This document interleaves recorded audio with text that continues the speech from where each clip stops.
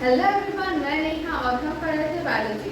Last video में हमने खत्म किया था चैप्टर टिश्यूज और इस वीडियो से हम स्टार्ट करने वाले हैं इम्प्रूवमेंट इन फूड रिसोर्सेज। तो सबसे पहले हम लोग बात करते हैं फूड रिसोर्सेज का। ठीक है, सो फूड आपको मालूम है, फूड आपको एनर्जी देता है और उसके साथ साथ फूड में आपको मिलते हैं न्यूट्रिएंट्स और उन न्यूट्रिएंट्स की वजह से आपको बॉडी बिल्ड होता है। नॉर्मल आपका जो फिजिकल और मेंटल हेल्थ जो आपका बन रहा है वो भी फूड की वजह से ही है। जो भी आपका फिजियोलॉजिकल काम हो रहा है पूरे बॉडी में, वो सारा सबके लिए आपका फूड का न्यूट्रिशन रिस्पॉन्सिबल है। सो फूड एक बहुत इंपॉर्टेंट रिसोर्स है, ये तो हम सब समझ रहे हैं। फूड के बिना हमारा जीवन चलेगा नहीं, लेकिन हम लोग यहाँ इम्प्रूवमेंट का बात करने वाले हैं। सो इम्प्रूवमेंट क्यों जरूरी है? तो आपको मालूम होगा कि इंडिया बहुत पॉपुलस कंट्री है और जैसे जैसे टाइम बीतता जा रहा है वैसे वैसे इसका पॉपुलेशन भी बढ़ता जा रहा है, लेकिन फूड तो उतना ही प्रोड्यूस हो रहा है या फिर उससे कम ही हो रहा है। सो क्या करना चाहिए हमें कि फूड ज़्यादा से ज़्यादा प्रोड्यूस हो? सो ऐसा क्या किया जा सकता है जिससे फूड रिसोर्सेज में इम्प्रूवमेंट मिले, जिससे हमें ज़्यादा फूड अवेलेबल हो? तो इसके लिए ऐसा नहीं है कि पहले कभी कुछ हुआ नहीं, पहले भी हुआ था, बहुत तरह का स्टेप्स लिया गया था। अभी भी आपको अगर बोला जाए कि फूड रिसोर्सेज को इम्प्रूव करना है तो सबसे पहले क्या आपके दिमाग में क्या आएगा? आएगा कि जितना लैंड होगा उतना ही तो कल्टीवेशन होगा ना। लैंड बढ़ा तो कल्टीवेशन बढ़ गया, लेकिन लैंड तो उतना ही है जितना मिल हो सकता है। इंडिया का लैंड तो लिमिटेड है और जहाँ जहाँ खेती होता है हो सकता है वहाँ वहाँ हो ही रहा है। तो फिर क्या किया जाए? लैंड कल्टीवेबल लैंड तो बढ़ा नहीं सकते, फिर क्या कर सकते हैं कि दूसरा आपका ऑप्शन आएगा। अच्छा ठीक है, तो हाइब्रिड क्रॉप्स यूज करते हैं। सो पहली बात हम लोग बात करते हैं कि जो हाइब्रिड क्रॉप्स का जो कॉन्सेप्ट है ये आया कहाँ से था?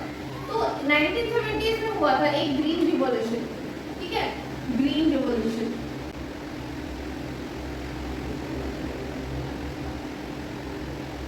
इसमें सबसे पहले बात हुआ था हाइब्रिड क्रॉप्स का। हाइब्रिड क्रॉप्स आए थे और उसके साथ साथ आए थे पेस्टिसाइड्स,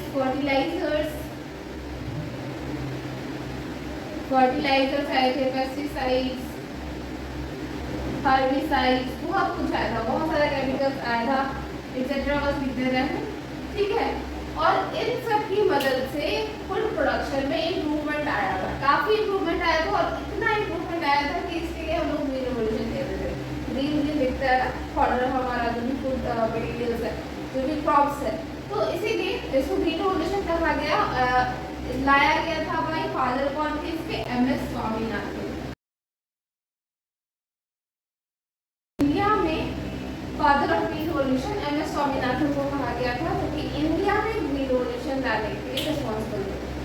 तो ये क्या क्या स्टेप्स लिया गया था? तो ये हाइब्रिड क्रॉप्स, फर्टिलाइजर, पेस्टिसाइड्स, ये सब केमिकल्स का यूज करके प्रोडक्शन को काफी हद तक बढ़ाया गया था।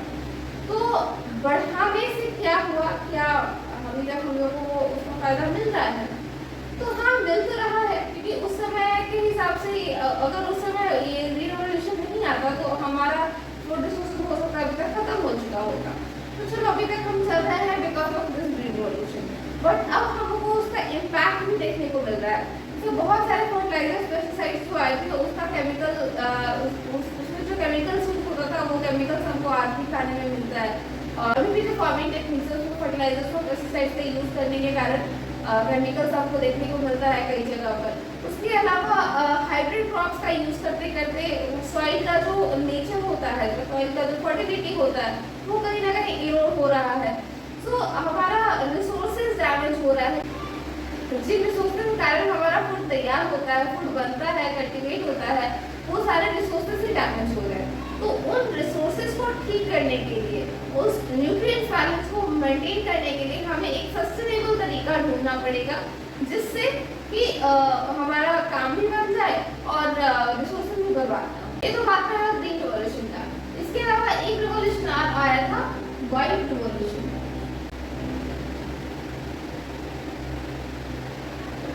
जहाँ ग्रीन रिवॉल्यूशन क्रॉप्स को लेकर के था, वहीं व्हाइट रिवॉल्यूशन आपका मिल्क को लेकर के।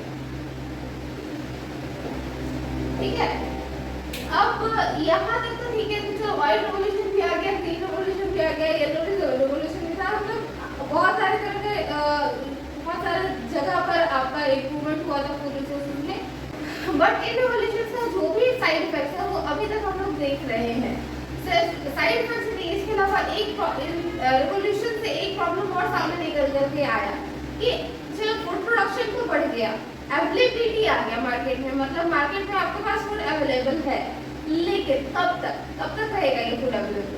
अगर आपको ठीक से स्टोर करना नहीं आएगा। जो लोग है मतलब रिच को तो हमेशा सब कुछ अवेलेबल हो ही जाता है, मिडिल क्लास को भी मिला जुला के मिल जाता है, जो बीपीएल है, जो लोअर क्लासेस है, उनको फूड कहाँ से मिलेगा?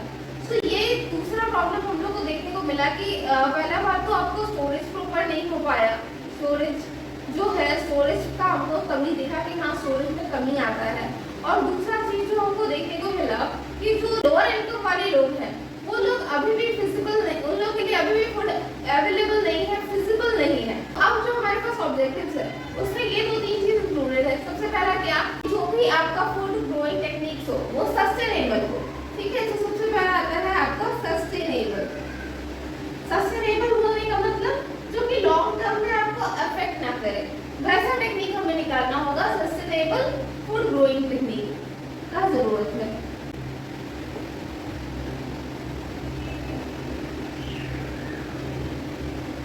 इसका जरूरत है। दूसरा क्या चाहिए हमें? तो दूसरा जो चाहिए कि सबको अवेलेबल हो सके और उससे भी पहले प्रोटेक्शन कर सके, हम लोग जो भी प्रोड्यूसर्स है उसको प्रॉपर्ली स्टोर कर सके। सो storage management,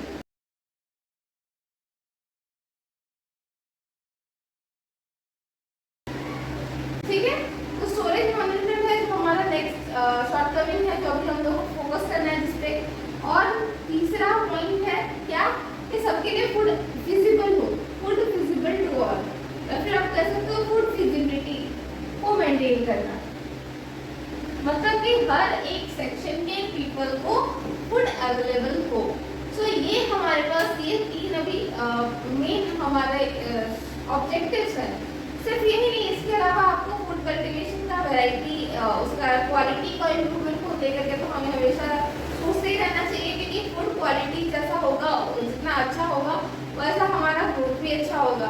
so obviously food quality भी हमारे इसमें इंक्लूड आता है, मतलब नेचुरली आता है, ठीक है। सो ये सारे पॉइंट्स को हम लोग डिस्कस करेंगे इस चैप्टर में, क्या क्या करते हैं, क्या क्या होता है, अभी क्या क्या होता आ रहा है और क्या क्या इम्प्रूवमेंट करने का जरूरत है, ये सब तो हम लोग देखेंगे इस फूड रिसोर्स, ठीक है। ओके, तो अब हम लोग देखते हैं कि फूड में हमारा इंक्लूडेड क्या क्या होता है, क्या क्या हम लोग इंक्लूड करते हैं फूड में। तो फूड में हम लोग जनरली दो तरह की चीजें लेते हैं, एक होता है आपका एनिमल प्रोडक्ट,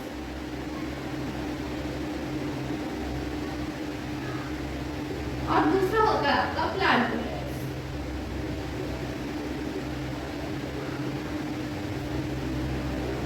ठीक है। Animal products and plant products. तो एनिमल प्रोडक्ट्स में क्या क्या आता है? मिल्क एंड मिल्क प्रोडक्ट्स सबसे पहले तो, ठीक है। हम लोग सिर्फ मिल्क लिख के छोड़ दे रहे हैं, कहाँ से आ रहा है? गाय से आ रहा है। सो गाय इम्प्रूवमेंट कर सकते हैं, बाद में हम लोग बात करेंगे, ठीक है। So milk. नेक्स्ट इसके अलावा मीट हो गया, मीट में मीट के साथ आप एग और फिश भी रख लो एक साथ, ठीक है। मीट, एग एंड फिश, ठीक है। मीट के भी अलग अलग टाइप्स आएंगे, ठीक है, बाद में बात करेंगे उसके ऊपर। और नेक्स्ट पॉइंट क्या, मिल्क हो गया, मीट एग फिश हो गया, और एक होता है बी, मतलब हनी जो होता है, हनी, ये सब एक्सेट्रा, ठीक है। मतलब अदर प्रोडक्ट जो आ गया वो सब में हनी हो गया, और भी ऐसा बहुत सारा प्रोडक्ट होता है जो कि हम लोग खाने पीने में यूज करते हैं, ठीक है। तो ये रहा एनिमल प्रोडक्ट का बात। प्लांट प्रोडक्ट में हम लोग क्या क्या यूज करते हैं? तो प्लांट प्रोडक्ट में बहुत तरह के प्लांट प्रोडक्ट्स हैं जिसको हम लोग यूज करते हैं। सबसे पहले आता है आपका सीरियल्स, जो हमारा बेसिक फूड होता है, स्टेपल फूड में हम लोग इसको यूज करते हैं। मतलब बहुत सारा स्टेपल फूड होता है, और कुछ मतलब ये ग्रेन से सारे जो हम लोग जनरली यूज करते हैं, और अलग अलग तरह के हो सकते हैं। इसका एग्जाम्पल देख लेते हैं। एग्जाम्पल हो गया जैसे आपका वीट, गेहूं, राइस, चावल और मेज, मकई, भुट्टा, जो भी आप कहो। इसके अलावा फिंगर मिलेट्स,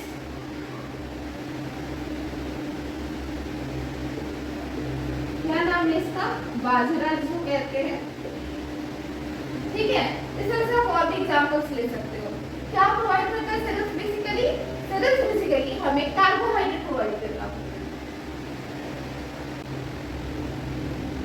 ठीक है, कार्बोहाइड्रेट जो कि हमें एनर्जी देता है बेसिकली। इसके अलावा और क्या प्लांट प्रोडक्ट यूज करते हैं, तो हम यूज करते हैं पल्सेस। यहाँ कंटिन्यू कर रहे हैं आगे पल्सेस। सो कौन कौन से पल्सेस हम लोग जनरली कंज्यूम करते हैं, तो पहले आता है आपका ग्राम, इसको हम लोग कहते हैं चना, है ना।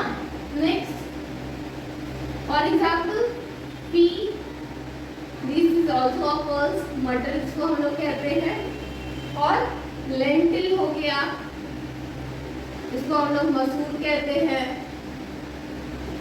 और भी है ग्रीन ग्राम, मूंग जिसको कहते हैं। और ब्लैक ग्राम, उड़द जिसको कहते हैं। इस तरह से आप और भी सोच सकते हो, बहुत सारा है।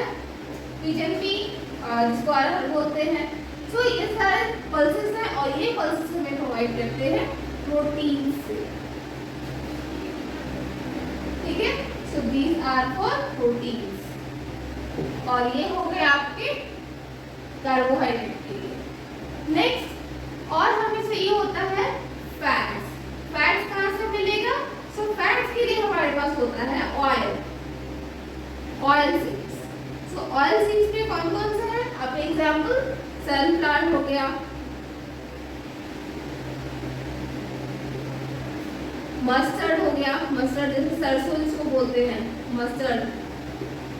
Next soybean.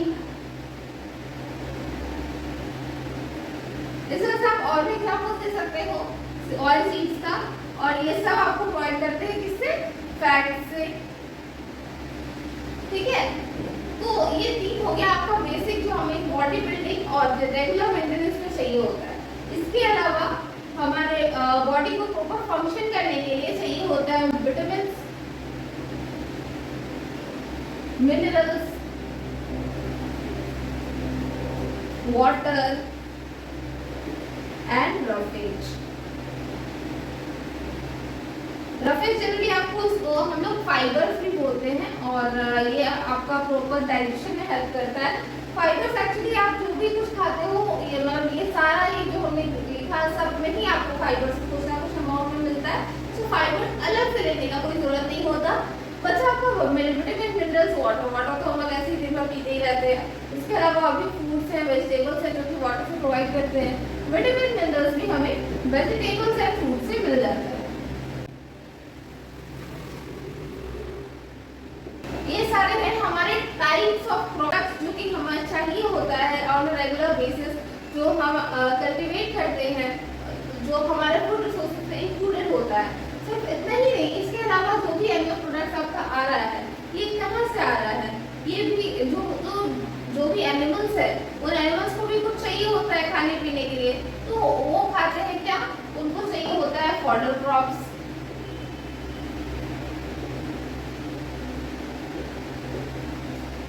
फॉडर क्रॉप्स जैसे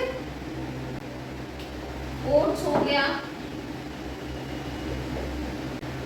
बर्डसेम हो गया, एक्सेट्रा।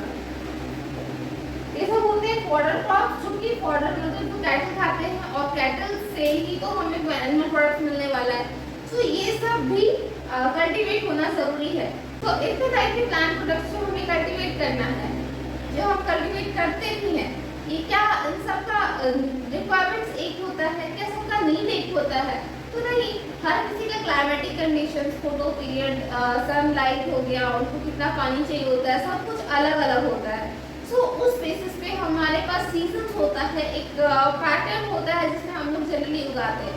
लाइक से अगर हम बात करें राइस, तो राइस है आपका यहाँ पर, राइस और व्हीट है, ये दोनों अलग अलग टाइप के सीजन का क्रॉप्स है।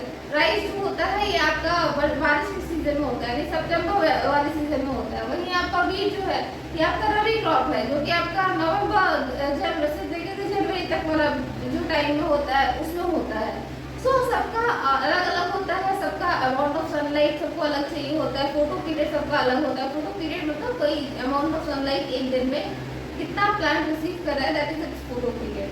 सो हर किसी का फोटो पीरियड अलग होता है, रिक्वायरमेंट अलग होता है, और सो इस बेसिस पे हम लोग इन क्रॉप्स क्लासिफाई करते हैं रबी और खरीफ में, वो देखते हैं। सो क्रॉप्स को बेसिकली हम लोग 3 कैटेगरी में बांटते हैं, 2 कैटेगरी में, तीसरा आपका जो एडिशनल है। सो पहला कैटेगरी होता है खरीफ, खरीफ क्रॉप, दूसरा है रबी क्रॉप, ठीक है। सो खरीफ क्रॉप को बेसिकली हम लोग कहते हैं रेनी सीजन का क्रॉप, जिसको बहुत सारा पानी चाहिए होता है अपने ग्रोथ के लिए, ठीक है। वही रबी, रबी जो है ये वर्ड एक हिंदी वर्ड है और इसका मतलब होता है सन, है ना, सन, सूरज। तो सूरज, जिस क्रॉप को सूरज चाहिए होता है वो है रबी क्रॉप। लेकिन इसका मतलब ये नहीं है कि गर्मी में होता है, नहीं, सूरज कब चाहिए होता है आपको, ठंडा में चाहिए होता है। So these are winter crops, okay. Rabi kharif crop जो है ये आपका रेनी सीजन का क्रॉप है, वही रबी क्रॉप जो है ये आपका विंटर क्रॉप है। सो आप ड्यूरेशन भी बता सकते हो, रेनी सीजन का जो क्रॉप्स है कब से वो स्टार्ट होगा, जून से, कब तक चलेगा, अक्टूबर तक खत्म, है ना। जून से आपका बारिश का मौसम शुरू होता है और अक्टूबर में जाकर खत्म हो जाता है। तो जून से लेकर के अक्टूबर तक में खरीफ क्रॉप होता है। रबी क्रॉप ठंड कब शुरू होता है, नवंबर से।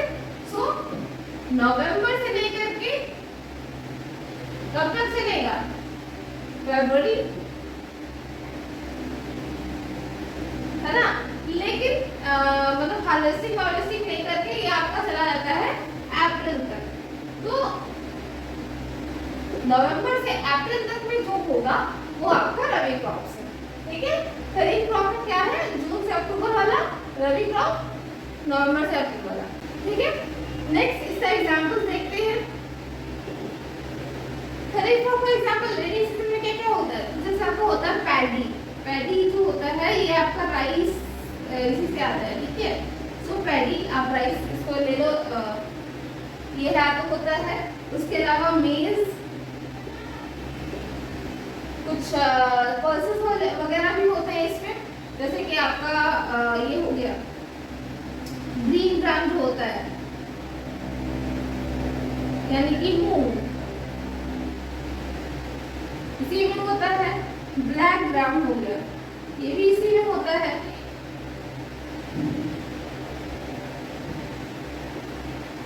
और क्या होता है इसके अलावा आपका ऑयल सीड्स जो मैंने कहा था, सोयाबीन हो गया, ये भी इसी टाइम होता है।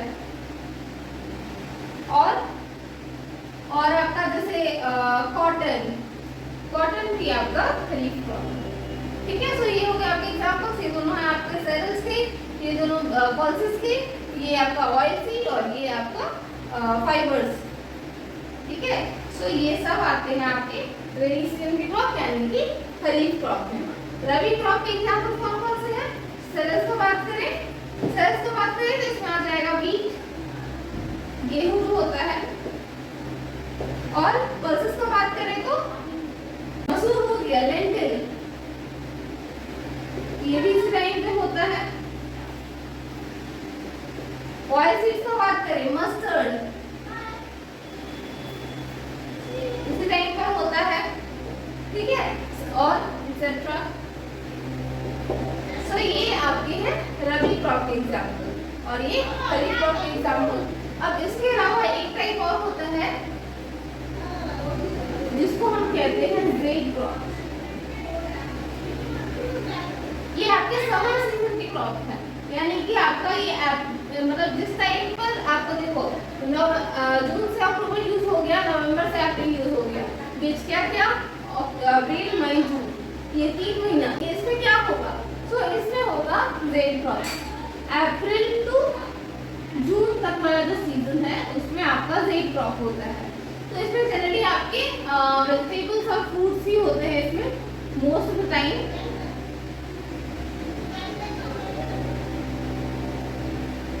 वेजिटेबल्स में आप जैसे ले लो, कुकुम्बर हो गया आपका, टोमेटो हो गया, बिटर गार्ड हो गया, जिसको करेला भी बोलते हैं। सो ये सारे एग्जांपल्स है आपके जेड क्रॉप पे, जो बीच बीच में बस कर लिया जाता है कि मतलब जितना टाइम में फील्ड खाली है, खाली तो रहेगा जेड क्रॉप का। तो ठीक है, सो ये है 3 टाइप के क्रॉप्स। आगे देखते हैं। आगे अगर आप बात करो किसी भी क्रॉप का, तो सारे क्रॉप्स में 3 बेसिक चीज आपको मिलेगा। सबसे पहला क्या कि सबसे पहले आपको जो सीड्स है वो सीड्स को सो करना पड़ेगा, उसको बोना पड़ेगा, जिसको बोना कहते हैं, सीड को ग्राउंड के अंदर डालना और उसको कवर करना। तो सीड को पहले आपको सो करना है। तो सो करने के लिए सबसे पहले आपके पास सीड होना चाहिए। अगर सीड अच्छा होगा तो आपका प्लांट भी अच्छा होगा नेचुरली। तो सबसे पहला स्टेप जो आता है आपका वो होता है सीड। ठीक है, सबसे पहले आपका जो होता है वो सीड। सीड कैसा अच्छा होगा, सीड कितना अच्छा, जितना अच्छा होगा उतना अच्छा आपका फसल होगा, उतना अच्छा आपका क्रॉप होगा।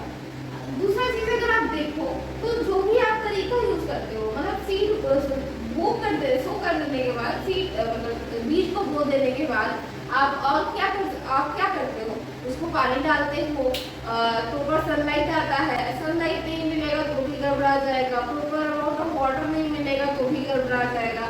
फिर उसके अलावा कुछ बीज आ गया जो उसका सारा न्यूट्रिएंट खींच लिया तो भी बर्बाद हो जाएगा।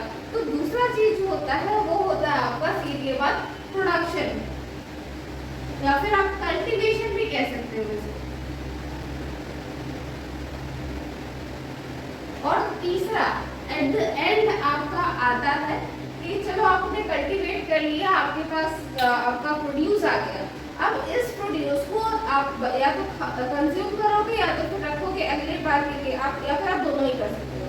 सो अगर आपको मतलब चाहते हो कि आपको अच्छे दिन चले, ज़्यादा दिन चले, तो आपको बाकी सब चीज़ों से बचा करके रखना होगा।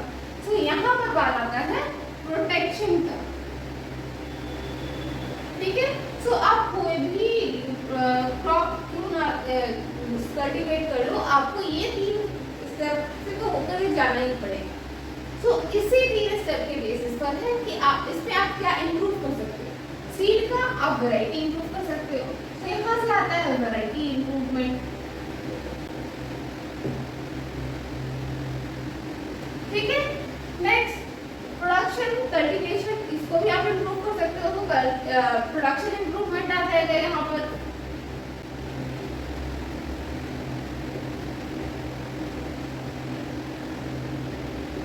ठीक है, नेक्स्ट आपका आता है प्रोटेक्शन। तो प्रोटेक्शन को बढ़िया से मैनेज करना चाहिए।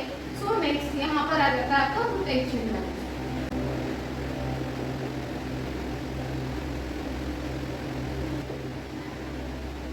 ठीक है, तो आज की वीडियो में बस इतना ही। आज हमने देखा basics of improvement in food resources. Next video में हम बात करेंगे वैरायटी इम्प्रूवमेंट पर। अगर आपको वीडियो पसंद आए तो इसे लाइक करें, कमेंट करें, अपने फ्रेंड्स के साथ शेयर करें और हमारे चैनल को सब्सक्राइब करें। और अगर आपको इसमें कोई डाउट रह गया तो आप वो भी कमेंट कर सकते हैं। तो नेक्स्ट वीडियो में, थैंक यू।